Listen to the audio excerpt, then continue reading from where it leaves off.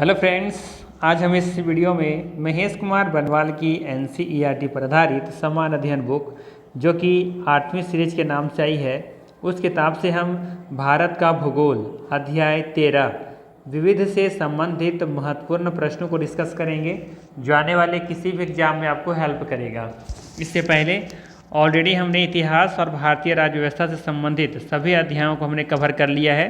इन सभी वीडियो का link description में दिया हुआ है। साथ ही साथ भारत का भूगोल से अध्याय 12 तक ऑलरेडी हमने करवा रखा है। इन सभी वीडियो का लिंक डिस्क्रिप्शन में दिया हुआ है या फिर आप प्लेलिस्ट में जाके देख सकते हैं। ठीक है, तो चलिए फिर शुरू करते हैं और देखते हैं आज का पहला सवाल। आज का पहला सवाल है,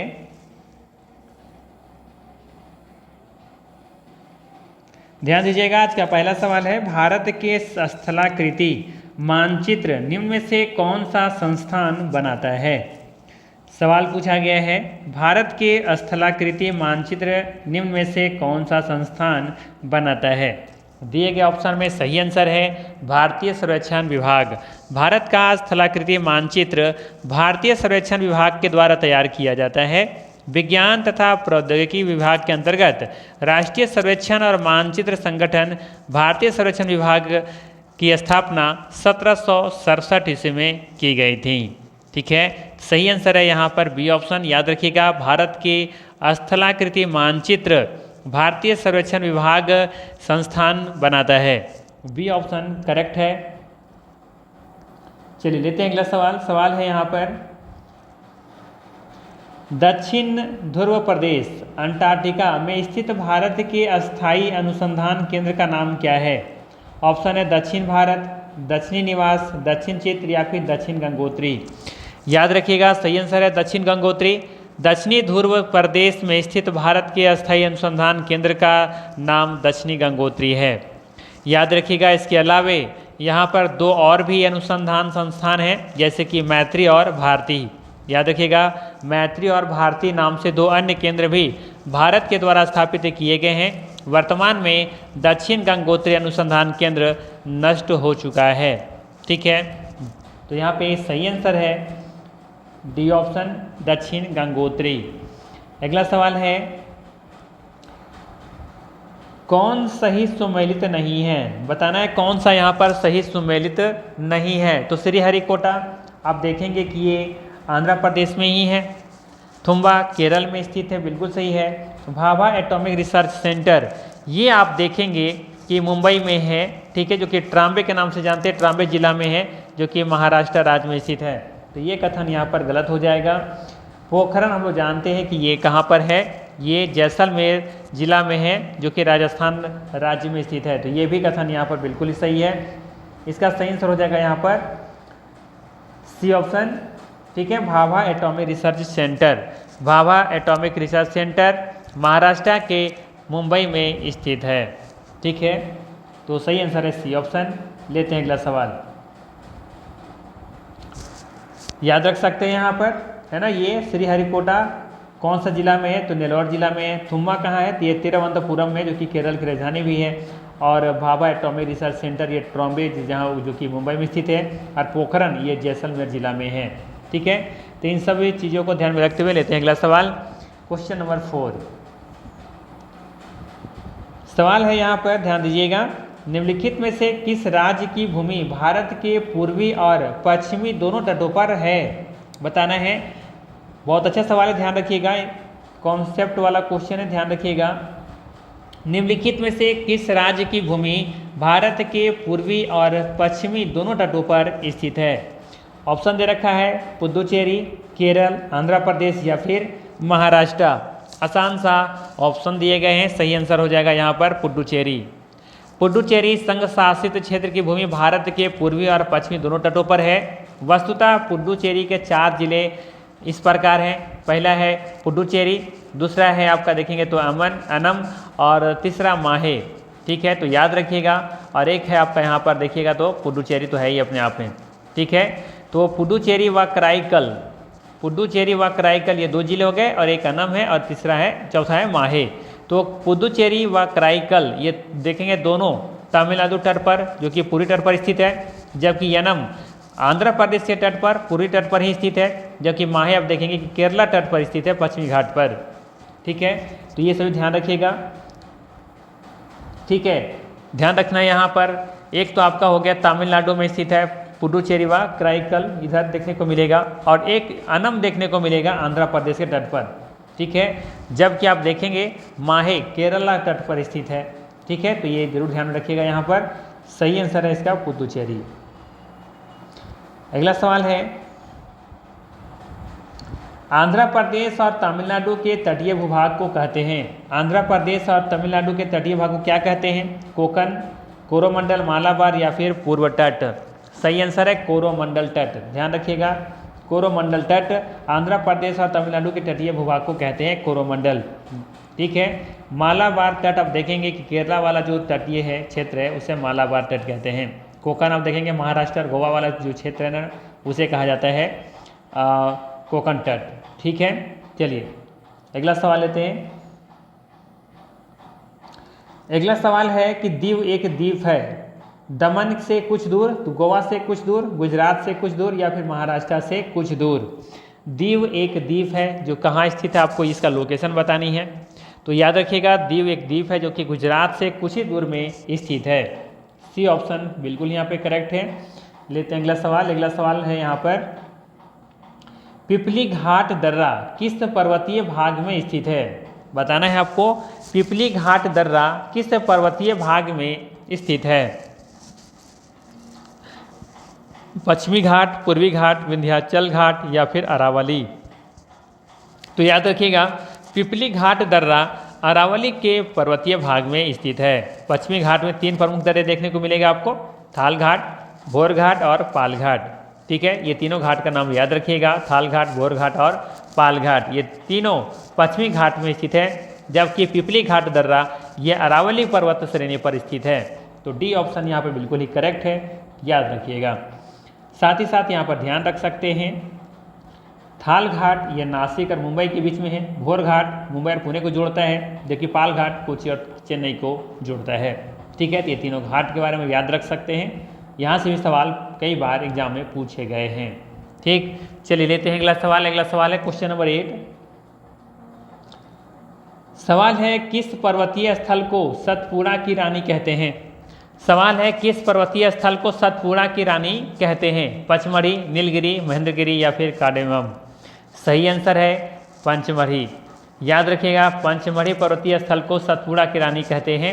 ये ऑप्शन बिल्कुल यहाँ पर करेक्ट है। ठीक है, इसके अलावा ध्यान रखिएगा यहाँ पर मध्य प्रदेश के होशंगाबाद जिले में स्थित पंचमढ़ी पर्वतीय स्थल को सतपुड़ा श्रेणी के बीच स्थित होने और इसके सुदूर स्थलों पर अवस्थित होने के कारण इसे सतपुड़ा की रानी भी कहा जाता है। ठीक, चलिए अगला सवाल है पेट्रोलॉजी। पेट्रोलॉजी किसका अध्ययन है? भूमि का, खनिज का, मृदा का या फिर चट्टान का। तो याद रखना है पेट्रोलॉजी अध्ययन जो है ये चट्टान का अध्ययन है। सी ऑप्शन बिल्कुल यहाँ पे करेक्ट है। ध्यान रखिएगा पेट्रोलॉजी के अंतर्गत चट्टानों का अध्ययन किया जाता है, जबकि पेडोलॉजी के अंतर्गत मिट्टी का अध्ययन किया जाता है।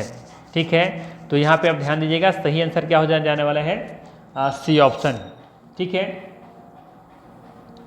जबकि देखिएगा ध्यान से यहाँ पर पेट्रोलॉजी सैलिकी जियोलॉजी की एक शाखा है। इसके अंतर्गत चट्टानों की उत्पत्ति, संगठन, वितरण और संरचना का अध्ययन किया जाता है। पेट्रोलॉजी जो कि जियोलॉजी की एक शाखा है, इसके अंतर्गत आप देखेंगे तो उसकी उत्पत्ति, संगठन, वितरण और संरचना का अध्ययन किया जाता है। ठीक है, किसका? चट्टानों की। चट्टानों की उत्पत्ति कैसे होती है, उसका संगठन कैसा है, किससे मिलकर बना हुआ है, उसका वितरण कहाँ कहाँ है, ठीक है, उसका संरचना क्या है, उसका स्ट्रक्चर कैसा है, तीन सब चीज़ का अध्ययन किया जाता है पेट्रोलॉजी के अंतर्गत, जो कि जियोलॉजी का एक शाखा है। ठीक, चलिए अगला सवाल है, भारत में कौन सी नदी को खुला नाला कहा जाता है? गंगा, यमुना, नर्मदा या फिर गोदावरी।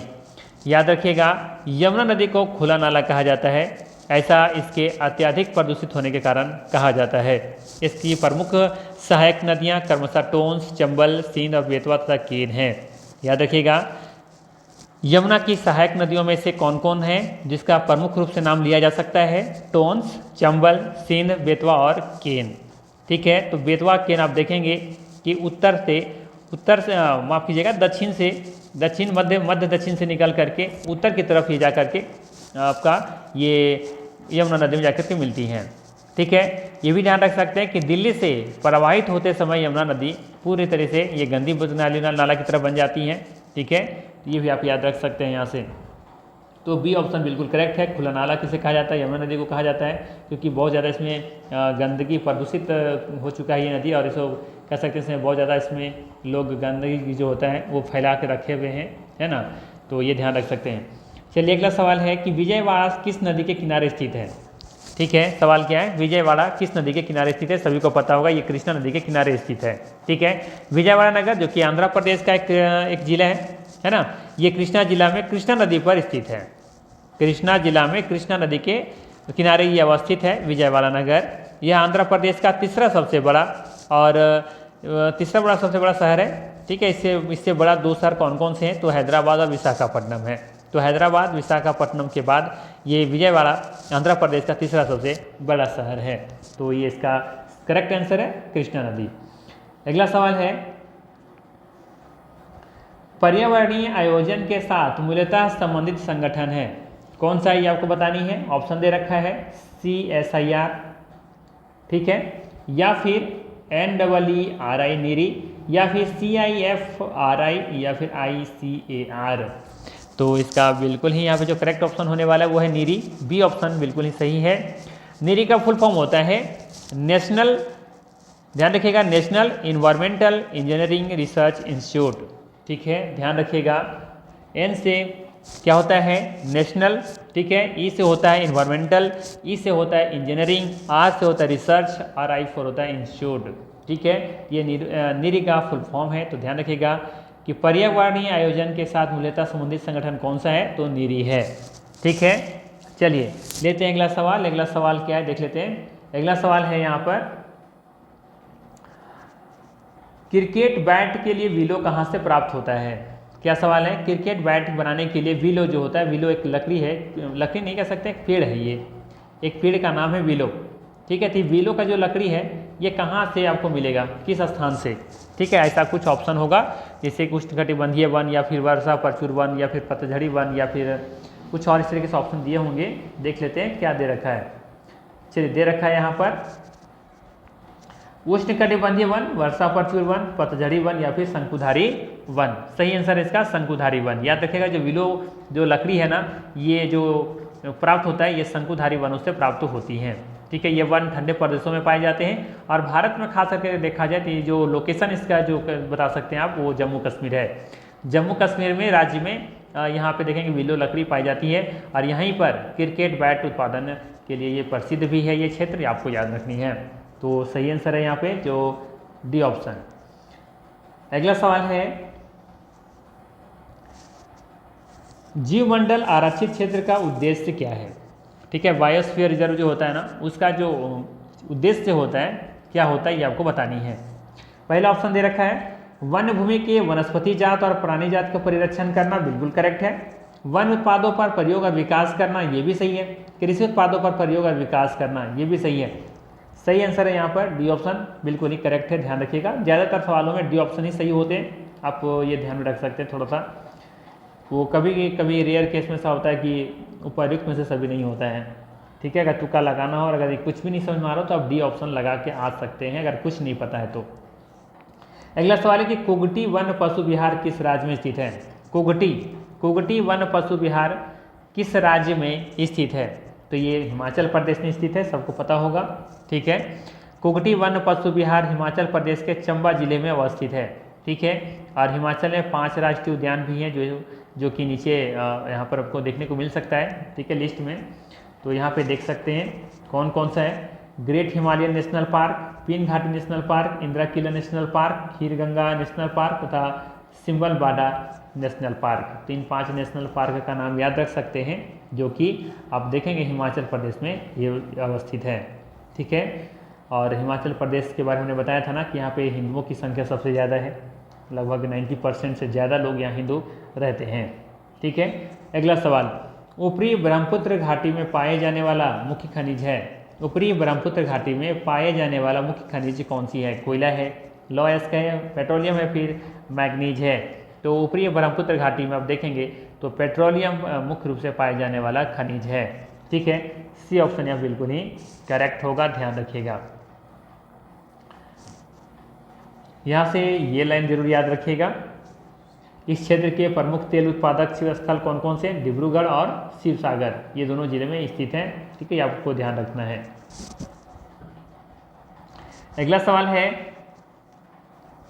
मुंबई हाई, जो मुंबई हाई है ना, किससे संबंधित है ये? मुंबई हाई जो है इस्पात, पेट्रोलियम, मकबरा या फिर जूट, किससे संबंधित है ये? तो कई बार आप लोग पढ़ चुके होंगे, है ना। ये पेट्रोलियम से संबंधित है मुंबई हाई, यहाँ से पेट्रोलियम पदार्थ मिलता है ना। मुंबई हाई पेट्रोलियम एवं उसके निक्षय उत्पादन से संबंधित है। उल्लेखनीय है कि मुंबई तट से 176 किलोमीटर दूर मुंबई हाई तेल क्षेत्र स्थित है, जहाँ से वर्ष 1976 से तेल की प्राप्ति हो रही है। यह तेल क्षेत्र अरब सागर के महाद्वीपीय मग्न तट पर अवस्थित है, ये भी आपको ध्यान में रखनी है। ठीक, चलिए लेते हैं क्वेश्चन नंबर 18। सवाल है यहाँ पर, विश्व प्रसिद्ध भगवान वेंकटेश्वर, जिसे तिरुपति भी कहते हैं, का मंदिर निम्नलिखित पहाड़ियों में से किस में अवस्थित है? ये आपको बताने हैं कि विश्व प्रसिद्ध भगवान वेंकटेश्वर का मंदिर जो है ये किस पहाड़ी में अवस्थित है। तो आप देखेंगे यहाँ पर, तो श्री वेंकटेश्वर जो स्वामी मंदिर है ये भारत के आंध्र प्रदेश में स्थित है ना। तो भारत के आंध्र प्रदेश में क्या देखने को मिलेगा? शिवराज, जवादी, बिलीगिरिमा या फिर शेषाचलम। तो सही आंसर है इसका डी ऑप्शन, शेषाचलम, यहीं पे स्थित है विश्व प्रसिद्ध भगवान वेंकटेश्वर का मंदिर। ठीक, चलिए अगला सवाल लेते हैं। बाकी आप देख सकते हैं यहाँ पर जो दे रखा है शिवराय के बारे में, ये तमिलनाडु के सलेम जिले में फैला हुआ है, जबकि जवादी देखेंगे कि तमिलनाडु के वेल्लोर और तिरुवंतमलाई जिले में फैला हुआ है, और ये बिलीगिरिनंगा जो ये है कर्नाटका में है। ठीक है, तो सिंपल सा आप चाहते तो इसे पकड़ सकते थे कि ये शेषाचलम में है। ठीक है, चलिए अगला सवाल देखते हैं कि पूछा रहा है आपसे कि कौन सा सुमेलित नहीं है। इधर परंपरा दे रखा है, कौन सा राज्य से संबंधित है ये आपका बताना है। ठीक है, तो चलिए देखते हैं कौन सा इसका आंसर गलत होने वाला है, हम लोग मैच कर लेते हैं। तो यहाँ पे देखेंगे कि ये चापचार त्यौहार, ये तो मिजोरम का है, बिल्कुल यहाँ पे करेक्ट दिख रहा है ना। चापचार त्यौहार ये मिजोरम से संबंधित है, जबकि खोंगजोम है ना पर्व गाथा गीत ये मणिपुर से संबंधित है, ये भी सही है। थांगटा नृत्य ये सिक्किम से संबंधित नहीं है, याद रखिएगा। थांगटा मणिपुर के मैतेई समुदाय में प्रचलित एक प्राचीन मार्शल आर्ट है। ठीक है, जबकि थांगटा को हुएन लॉन्गलोंग के नाम से भी जाना जाता है, जिसका अर्थ होता है तलवार और भाला कला। ठीक है, तो यहाँ पे जो सही मैच है वो क्या है? नहीं है, वो मैच है सी ऑप्शन, जो कि सही मैच नहीं है, ये आपको याद रखना है। थांगटा नृत्य ये कहाँ देखने को मिलेगा, जरा बताइए फिर से। थांगटा आप देखेंगे तो ये देखने को आपको मिलेगा कहाँ पर? मणिपुर। ठीक है, मणिपुर में देखने को मिलेगा, तो सी कथन यहाँ पे सही है। चलिए अगला सवाल लेते हैं। अगला सवाल है, पूछा यहाँ पर कौन सा सुमेलित है। ठीक है, इधर सिर्फ दे रखा है, इधर किस राज्य की परंपरा है, ये भी आपसे पूछ लिया है कि मैच करना है कि कौन सा सही सुमेलित यहाँ पे है। ठीक है, ये पूछ रहा है आपसे। तो चलिए देखते हैं सबसे पहला कौन सा सही सुमेलित है। तो यहाँ पे देखेंगे कि पुथुकुल्या, ठीक है, क्या पढ़ेंगे इसे? पुथुकुली सॉल, तो ये तमिलनाडु से सही, बिल्कुल सही है। ठीक है, सुजनी कढ़ाई महाराष्ट्र गलत है, जबकि उपाड़ा जामदानी साड़ी ये भी गलत दे रखा है, सही सुमेलित नहीं है यहाँ पर। ठीक है, सिर्फ पहला यहाँ पर सही सुमेलित है, ध्यान रखिएगा। ठीक है, चलिए लेते हैं अगला सवाल। बाकी डिटेल्स यहाँ से पढ़ लीजिएगा। ठीक है, उसका एक्सप्लेनेशन यहाँ पे दे रखा है, इसे आप लोग वीडियो को पॉज करिए, बाद जरूर पढ़ लीजिएगा। चलिए लेते हैं अगला सवाल। अगला सवाल है, निम्नलिखित युगों में से कौन सा सुमेलित है। ठीक है, कौन सा सुमेलित है ये आपसे पूछ रहा है। तो सबसे पहला यहाँ पे श्रीशैलम जो है ये नल्लामल्ला पहाड़ी पर स्थित है, बिल्कुल करेक्ट है यहाँ पर। ठीक है, ओंकारेश्वर ये सतमाला पहाड़ी पर नहीं है, गलत है। ठीक है, ध्यान रखिएगा, ओंकारेश्वर मध्य प्रदेश की मंधाता पहाड़ियों पर स्थित है। ठीक है, तो ये यहाँ पर देखेंगे कि गलत हो गया। बात करें यहाँ पे पुष्कर के बारे में, तो सभी को पता होगा कि पुष्कर राजस्थान में है। ठीक है, पुष्कर राजस्थान के अजमेर में स्थित है, तो ये महादेव पहाड़ी वहाँ पे नहीं है, तो ये भी गलत मैच है यहाँ पर। ठीक है, वहीं बात कर रहे हैं हम पूर्णागिरि के बारे में, तो पूर्णागिरि मंदिर ये त्रिकुट पर्वत पर स्थित नहीं है, ये उत्तराखंड राज्य में स्थित है। ठीक है, जो कि हम जानते हैं त्रिकुट पर्वत ये उत्तराखंड में स्थित नहीं है, तो ये भी कथन गलत है। तो सिर्फ पहला यहाँ पर सही मैच है। ठीक, चलिए लेते हैं अगला सवाल। इधर दे रखा है आपका चारागाह हिल स्टेशन, इधर कौन सा राज्य में है ये आपको बताना है। पूछ रहा है कौन सा सुमेलित नहीं है, ठीक है ना। तो चलिए देखते हैं, बन्नी चारागाह ये महाराष्ट्र में है, तो ये कथन गलत है। याद रखेगा, बन्नी चारागाह गुजरात में कच्छ के महान रण के पास स्थित है, और ये एशिया का सबसे बड़ा चारागाह भी है, ये भी याद रख सकते हैं। ये एशिया का सबसे बड़ा चारागाह है, जो कि गुजरात में कच्छ के महान रण के पास ये स्थित है। ठीक है, बाकी सारा यहाँ पे सही मैच है। बुग्याल चारागाह उत्तराखंड में स्थित है, बिल्कुल सही है। ठीक है, खजियार ये हिमाचल प्रदेश में स्थित है, और पहलगाम अभी हाल ही में आतंकी हमला जो हुआ था है ना, तो ये जम्मू कश्मीर में, तो बिल्कुल सही करेक्ट है, सबको पता होगा। और यहाँ से आप ध्यान रखिएगा, ये क्वेश्चन यहाँ से बन सकता है, बहुत इंपॉर्टेंट क्वेश्चन है कि पहलगाम कहाँ है। तो ये जम्मू कश्मीर में स्थित है पहलगाम, है ना, जहाँ पर अभी हाल ही में आतंकी घटना घटा था। ठीक है, तो ये यहाँ पर सही मैच है ये भी, तो उससे करेक्ट आंसर हो जाएगा इसका ऑप्शन नंबर ए। ठीक है, ये सही मैच नहीं है। बन्नी चारागाह ये गुजरात में कच्छ के महान रण के पास स्थित है, और ये एशिया का सबसे बड़ा चारागाह है। ठीक, चलिए लेते हैं अगला सवाल। अगला सवाल है, राष्ट्रीय अंतर्देशीय नौवहन संस्थान मिनी अवस्थित है, कहाँ स्थित है? पटना में, कोलकाता में, गोवा में, या फिर गोमुख उत्तराखंड में। ठीक है, तो इसका जो सही आंसर है वो है आपका पटना में। याद रखिएगा, राष्ट्रीय अंतर्देशीय नौवहन संस्थान की स्थापना फरवरी 2004 में पटना में की गई थी। तो यहाँ पर जो सही आंसर है वो है ए ऑप्शन, बिल्कुल ही करेक्ट। चलिए लेते हैं अगला सवाल, क्वेश्चन नंबर 24 के साथ। निम्नलिखित में से कौन सा सुमेल नहीं है? ठीक है, कौन सा सुमेल नहीं है ये आपको बतानी है। तो हम लोग जानते हैं डॉक्टर मनमोहन सिंह कभी अर्थशास्त्री भी रहे थे, जिनका संबंध अर्थशास्त्र से भी है। ठीक है ना, जिसमें वित्त मंत्री रहे थे, याद होगा, तो काफ़ी कुछ काम किए थे ये। तो ये अर्थशास्त्र के रूप में जाने जाते हैं, इनका जो संबंधित है वो, वैसे तो प्रधानमंत्री भी रहे हैं, लेकिन ये अर्थशास्त्र का अच्छा खासा नाता रहा है। ठीक है, बाकी APJ अब्दुल कलाम ये एरोनॉटिक्स थे, ये भी सही है। और डॉक्टर DS पोंटी ये भौतिकी से इनका संबंधित है, ये भी सही है। जबकि डॉक्टर MS स्वामीनाथन जिनका संबंध कृषि क्षेत्र से है। ठीक है, तो ये गलत हो जाएगा, यहाँ पर सही आंसर हो जाएगा इसका डी ऑप्शन करेक्ट।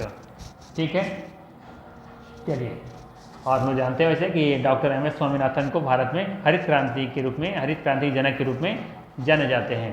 ठीक, चलिए क्वेश्चन नंबर लेते हैं 25। इनमें से कौन नवीकरणीय ऊर्जा संसाधन नहीं है?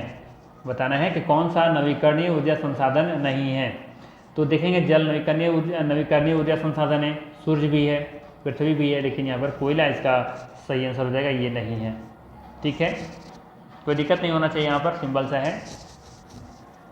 अगला सवाल है 26 नंबर। भारत के राज्यों में प्रस्तावित आणविक शक्ति केंद्रों से संबंधित निम्नलिखित युग्मों में से कौन सा सही सुमेलित नहीं है? ठीक है, तो सबसे पहले हम देखें जैतापुर, कहाँ पर है जैतापुर? तो आप लोग जानते होंगे कि जैतापुर महाराष्ट्र में ही स्थित है, बिल्कुल सही है ना। मीठी बिरदी ये गुजरात में स्थित है, ये भी सही है। हरिपुर ये पश्चिम बंगाल में है। ठीक है, कहाँ पर है? पश्चिम बंगाल में है, ये पश्चिम बंगाल में है, तो ये गलत हो गया, हरियाणा में नहीं है ये। ठीक है, और एक है आपका कोबाड, तो ये आंध्र प्रदेश में, ये भी सही है। सही मैच कौन सा नहीं है यहाँ पर? सी ऑप्शन, तो अर्थात यहाँ से सही आंसर हो जाएगा सी ऑप्शन। ठीक है, चलिए अगला सवाल लेते हैं 27 नंबर। सिवान समुद्र एवं कल्पक्कम क्रमशः किसके लिए प्रसिद्ध है या फिर महत्वपूर्ण है? सिवान समुद्रम एवं कल्पक्कम बताना है किसके लिए महत्वपूर्ण है ये दोनों। तो याद रखिएगा, ये दोनों जल शक्ति और नाभिकीय ऊर्जा के लिए महत्वपूर्ण है, अर्थात ये ऑप्शन करेक्ट होगा। ठीक है, ध्यान रखिएगा।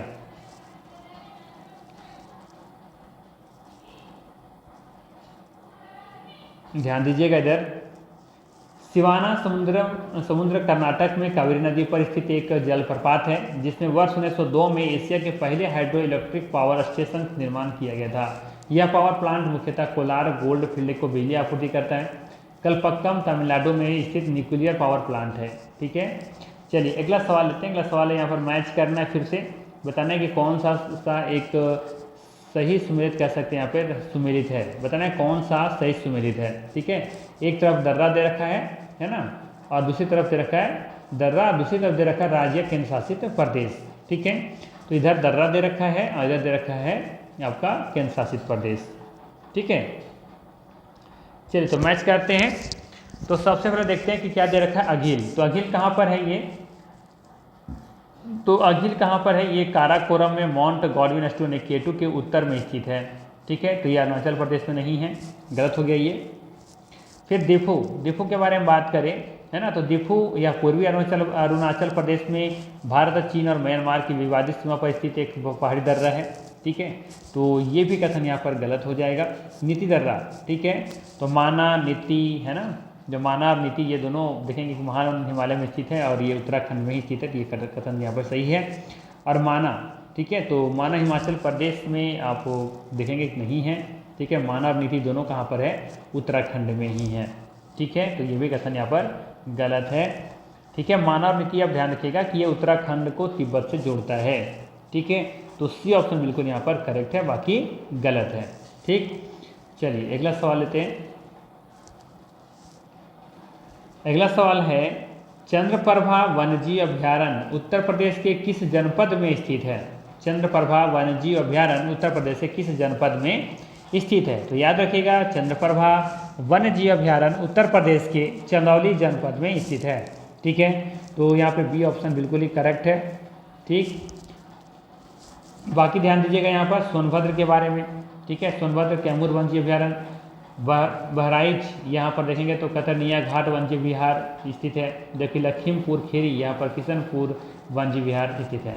ठीक, चलिए लेते हैं अगला सवाल। अगला सवाल है, प्रमाणित बीज के थैलों पर प्रयोग किए जाने वाले टैग का रंग होता है। प्रमाणित बीज के थैलों पर प्रयोग किए जाने वाले टैग का रंग कैसा होता है। नीला, बैगनी, सफ़ेद, सुनहरा, पीला। तो याद रखिएगा, प्रमाणित बीज की थैलियों पर नीले रंग का प्रमाणीकरण टैग लगाया जाता है। ठीक है, तो ये ऑप्शन बिल्कुल यहाँ पर करेक्ट है, ध्यान रखिएगा। ठीक है, तो ये था महत्वपूर्ण 30 प्रश्न। अगर वीडियो अच्छा लगा हो तो लाइक जरूर कीजिएगा, चैनल पर नए हैं तो सब्सक्राइब कर लीजिएगा। बाकी फिर मिलते हैं हम लोग इसी तरह के नेक्स्ट वीडियो में। और हम लोग अब नेक्स्ट वीडियो में हम लोग देखने वाले हैं विश्व का भूगोल। ठीक है, विश्व का भूगोल हम लोग देखने वाले हैं। चैप्टर उसमें कुल मिलाकर 19 चैप्टर है। ठीक है, 19 अध्याय हैं, जिसमें से सबसे पहला चैप्टर है ब्रह्मांड और सौरमंडल। तो वो चैप्टर जरूर देखिएगा। ठीक है, नेक्स्ट बहुत जल्दी वो वीडियो हम लाने वाले हैं। ठीक है, तब तक के लिए टेक केयर।